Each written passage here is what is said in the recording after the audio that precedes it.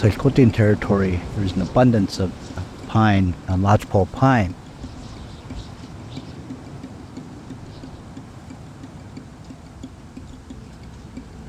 We use wood cook stove, and we couldn't find any dry wood, so we had to really search for dry wood. All were green. Yes, and the beetle bugs came in. That's when they start killing the trees.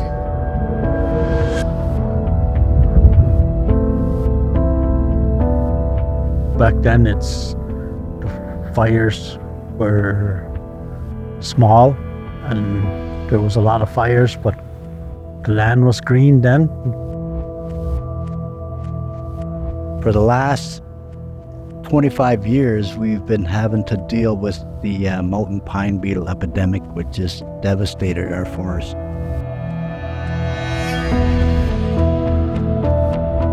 The trees are dying and they fall over, and it makes it that much more fuel for forest fires.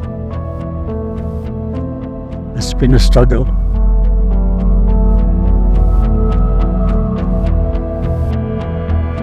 Forest fires are just rampant.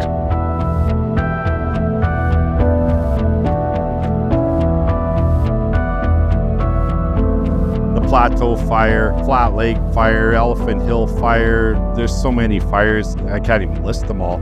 The forest needs to be cleaned up and replanted, and with the hope that at some day we have, a vibrant and healthy forest again. Nature sometimes needs help. I mean, she does a very good job when she needs to be, but at sometimes even she becomes overwhelmed. Right now, every community out west here, they're terrified of fires because there's so much dead fuels out there. This was burnt in 2017, and then it burned again a month ago. So all these trees were dead, they fell down, the fuel was there, and then away it went again. Now we're left to deal with salvaging the last of these mountain pine beetle impacted stands. A lot of these areas have been left behind by industry and government, so we feel that as Tl'etinqox people, it is our duty, and we're responsible to manage the forest and get them productive again. It's good that they log, so there is space out there. And now the one that is not logged, the forest right here, it's not logged. It's too much fall downs in some areas, so the animals not going around very much.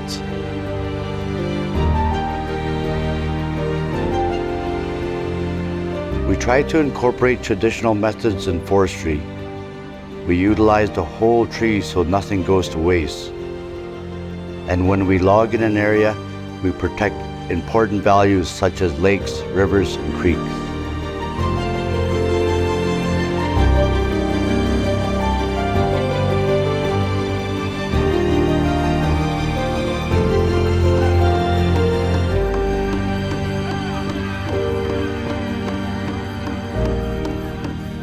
The Chilcotin Nation, they have a multi-generational perspective on forestry.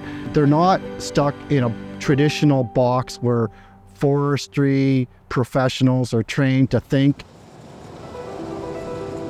In collaboration with the provincial and federal governments, especially Forest Enhancement Society BC, we were able to rehabilitate thousands of acres within Tl'etinqox territory. We're rehabilitating a lot of the forest stands that were uneconomical, unproductive, a lot of dead trees, dead stands that were wildfire risk. And salvaging these stands helps the forest regrow, and it improves the environment for wildlife especially. And creating openings that helps the sun hit a lot of these areas and get some browse, shrubs, berry plants up and growing again.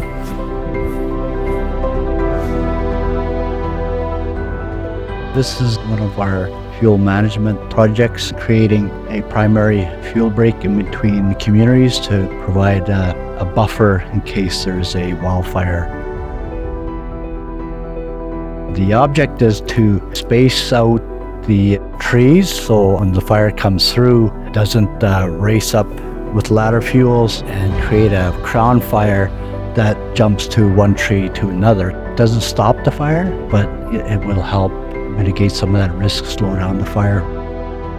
We also try to maximize our utilization in areas that have been harvested. There are slash piles that we utilize through Tŝideldel biomass. They come in and utilize the slash piles that is otherwise just burnt.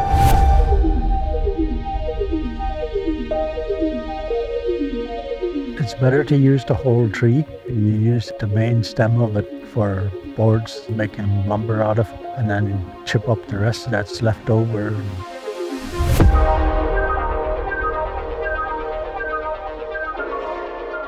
It's just like anything. We hunt for moose.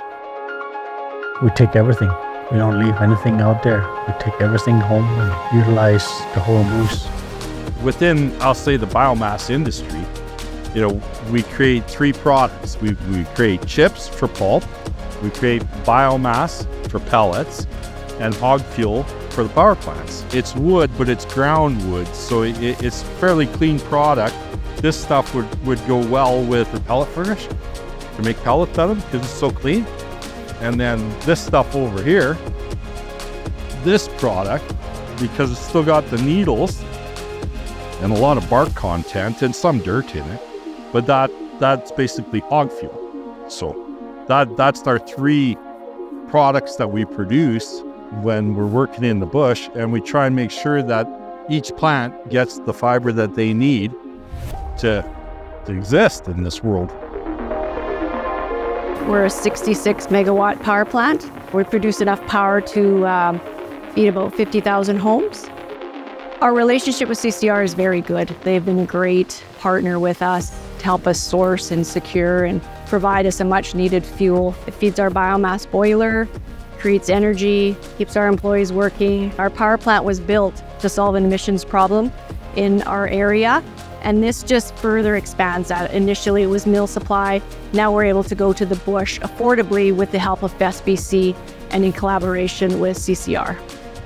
To support First Nation initiatives such as CCR to make use of this fiber that would normally be burned in slash piles brings more value from the biomass. We're creating a product, industrial pellets. We use different residuals to grind chips and shavings. What we do is we reduce the particle size and we reduce the moisture. We put it in a pellet form and transport it to the Asian markets and to the markets in the UK.